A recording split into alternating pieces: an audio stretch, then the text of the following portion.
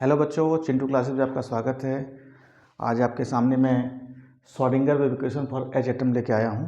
ठीक है, तो मैंने Schrodinger wave equation for a particle जो है चिंटू क्लासेस के प्रीवियस क्लासेस में मैंने पूरा डिस्कस किया है और ये इक्वेशन जो पहला लिखा है मैंने कैसे आया है उसको पूरा डिटेल बताया है। तो अगर आपने नहीं देखा है तो चिंटू क्लासेस में आप सर्च करेंगे तो आपको ये क्लास मिल जाएगा और आप उसको देखिए। अगर नहीं भी देखा तो भी आपको ये क्लासेस समझ में आएगा विदाउट आपको ये वीडियो देखिए। ठीक है, लेकिन बाद में देख लीजिएगा आपको। तो आज हम बताएंगे Schrodinger equation for H atom. ये क्यों इंपॉर्टेंट है लेक्चर, इसको पहले समझते हैं। जैसे आपको ये तो क्लियर हो गया कि पार्टिकल का ड्यूअल नेचर होता है। एक जैसे किसी भी पार्टिकल जो माइक्रोस्कोपिक पार्टिकल होता है वो ड्यूअल नेचर होता है, पार्टिकल नेचर और वेव नेचर। ठीक है, और वेव नेचर मोर डोमिनेंट होता है according to the Heisenberg principle and de Broglie both are so many experiment and found that the wave nature is more dominant. Okay, so सबसे पहले जो है श्रोडिंगर ने क्या किया, वेव कॉन्सेप्ट जो पहले लाइट और साउंड है उसके बेसिस पे उसने एक इक्वेशन पार्टिकल के लिए एक मतलब सेटअप किया टेकिंग द सम कंसिडरेशन।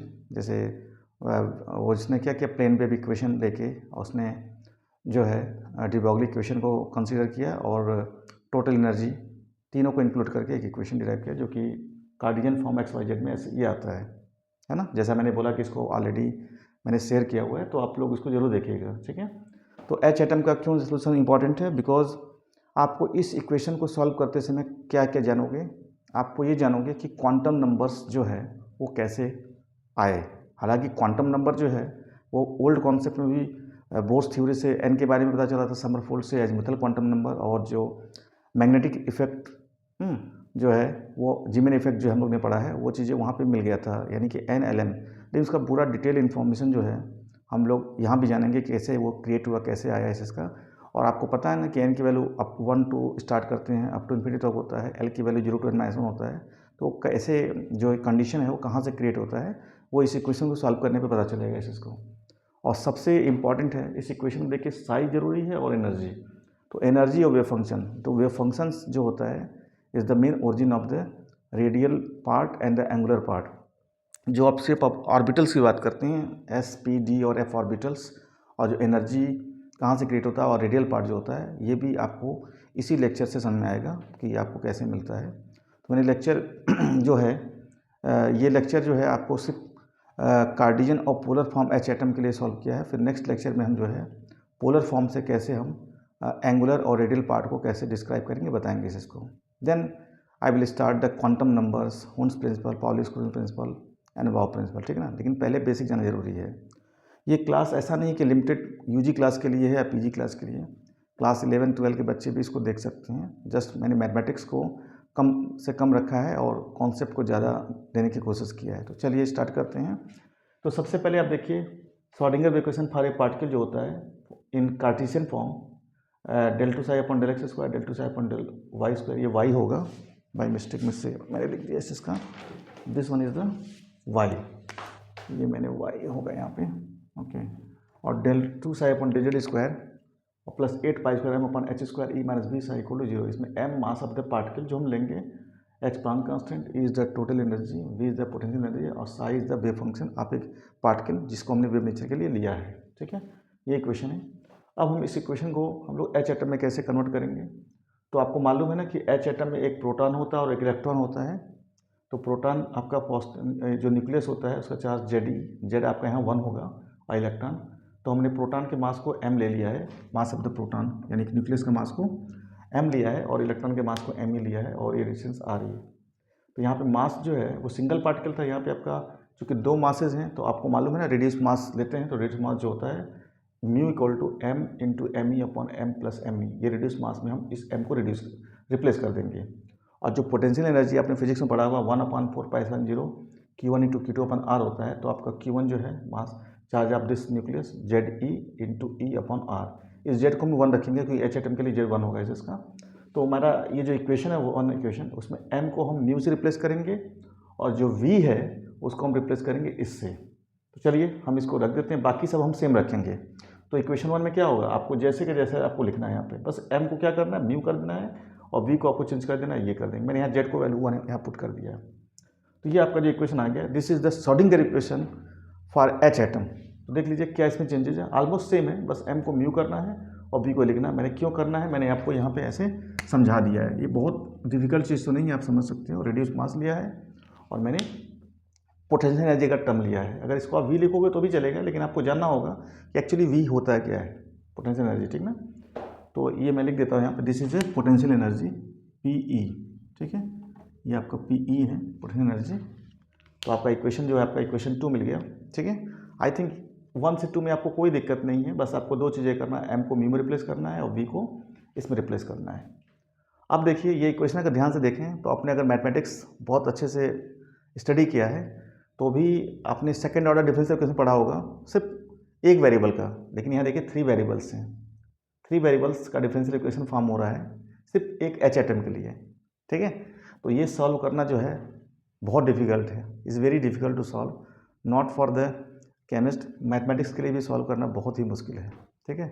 हालांकि आप मैथमेटिक्स का कॉन्सेप्ट पूरा अगर अच्छे से पढ़ोगे तो इज़ वेरी इजी, ठीक है, कैसे सॉल्व होगा, लेकिन इसको सॉल्व करना in this form is very difficult. मैंने वही लिखा है, this equation is second order differential equation in x y z variable which is the very difficult to solve in this current form, okay. तो इसका solution क्या लोगों ने निकाला, इसका निकाला इसको कि ये जो कार्टेशियन फॉर्म है इसको पोलर फॉर्म में कन्वर्ट करते हैं, क्योंकि 3 आपके होते हैं, कार्टेशियन, पोलर और पैरामेट्रिक फॉर्म होता है। तो इस एक्स वाई जेड को हम जो रिप्लेस कर देंगे आर थीटा फाइव में, और उसमें क्या होगा जब एक्स वाई जेड को आर थीटा फाइव में करेंगे तो that equation is little simpler than this one, मतलब थोड़ा सा इससे और ईजी हो जाएगा। तो भी सॉल्व करना मुश्किल ही होगा, लेकिन फिलहाल उसको सॉल्व करके फिर आगे कैसे करना है वो आपको जानना है इसका, ठीक है। तो चलिए इसको कैसे करते हैं। तो इसको करने के लिए आप देखिए मैंने एक कोऑर्डिनेट बनाया हुआ है, ये एक्स वाई और जेड प्लेन है, जिसमें पहले आपका जैसे कोई पॉइंट है स्पेस में वो एक्स वाई जेड है। तो एक्स वाई जेड जो है उसको हम लोग कन्वर्ट कर रहे हैं आर थीटा एंड फाई, ये फाई है, ठीक है। सपोज आपका जैसे ये है, दिस इज एक्स वाई और ये जेड एक्सिस है, ये पॉइंट है, ऐसे लिया है, तो इसको मिलाएंगे तो एंगल जो फॉर्म होगा, तो ये जो जेड एक्सिस से फॉर्म हो रहा थीटा एंगल लिया है, और जो एक्स वाई प्लेन का जो इसका जो वो होगा प्रोजेक्शन यहाँ पे जो जा रहा है इसका, ये एंगल बना रहा है, फाई बना रहा है इसका, ठीक है। ये चीज़ है, जिससे पहले आप क्या जाते हैं, पहले आप एक्स जाओगे फिर वाई जाओगे तो यहाँ होगे, ये पॉइंट क्या होगा आपका, this is x comma y होगा, फिर यहाँ से ऊपर जाओगे तो जेड हो जाएगा, तो एक्स वाई जेड हो जाएगा, ठीक है। तो ये एक्स वाई प्लेन है, ये जेड एक्सिस है, ओके क्लियर। अब देखिए सबसे पहले आप देखो यहाँ पे जो आर का कंपोनेंट होगा वो जेड एक्सिस में क्या होगा, तो आपको मालूम है ट्रिग्नोमेट्री पढ़ा होगा कि आर अगर एलोंग द एक्सिस होता है तो उसको कॉस में लेते हैं, तो आर कॉस थीटा होगा, ठीक है। अगर नहीं जानते हैं तो यहाँ लीजिए कि राइट ट्रायंगल में अगर लेते हैं तो कॉस थीटा इक्वल टू होता है बेस अपॉन हाइपोटेनस होता है, तो यहाँ से आर कॉस थीटा आ जाएगा। और देखिए जो एक्स वाई प्लेन जेड के परपेंडिकुलर होगा, लग नहीं रहा है ये एक्स वाई प्लेन और जेड एक्सिस से लग रहा है, लेकिन एक्स वाई प्लेन ये है, जेड एक्सिस ये है, देखिए ऐसे है, दिस वन, ये एक्स वाई प्लेन जेड है। यहाँ पॉइंट लेंगे तो इसका एक कंपोनेंट जेड एक्सिस में जो कॉस होगा और जो एक्स वाई प्लेन होगा साइन थीटा होगा, क्योंकि जो हॉरिजॉन्टल और वर्टिकल दो कंपोनेंट होते हैं, तो हॉरिजॉन्टल वाला क्या होगा कॉस में था, वर्टिकल इसमें होगा। फिर इस कंपोनेंट का जो होगा फिर हम एक्स के लॉन्ग और वाई के लॉन्ग लेंगे, तो एक्स के लॉन्ग लेंगे फिर वो आपका एक्स के लॉन्ग है और एंगल फाइव से फॉर्म कर रहा है, तो ये आपका आर साइन थीटा को फिर करेंगे तो r sine theta into cos phi हो जाएगा, क्योंकि एंगल ये बन रहा है, और ये आर साइन थीटा का इसके साथ लेंगे तो ये हो जाएगा जो कि यहाँ लिखा है r sine theta into sine five.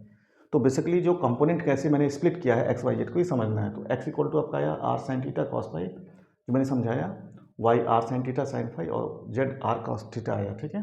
अब ये जो एक्स वाई और जेड की जो वैल्यू आया है इसको हम यहाँ पे रिप्लेस करेंगे और इसको सिंप्लीफाई करेंगे। मैंने सिंप्लीफाई नहीं किया है क्योंकि इसको कार्टेशियन से पोलर फॉर्म कन्वर्ट करना भी एक डिफ़िकल्ट टास्क होता है, इसको भी अगर मैथमेटिक्स देखेंगे तो आपको मिल भी जाएगा, लेकिन वो हमारा मैथमेटिक्स का कैसे कन्वर्ट करना है that is not, because chemist should know what is the importance of the this equation, ठीक है ना। तो इक्वेशन का इंपॉर्टेंस ज़्यादा इंपॉर्टेंट है, न कि इसका मैथमेटिक्स भी इंपॉर्टेंट है, लेकिन हम लोग बेसिकली जो है पहले फोकस करते हैं कि इस इक्वेशन को कैसे रिड्यूस करके हम ऑर्बिटल का कॉन्सेप्ट और क्वांटम नंबर का कॉन्सेप्ट कैसे सीखेंगे इसका।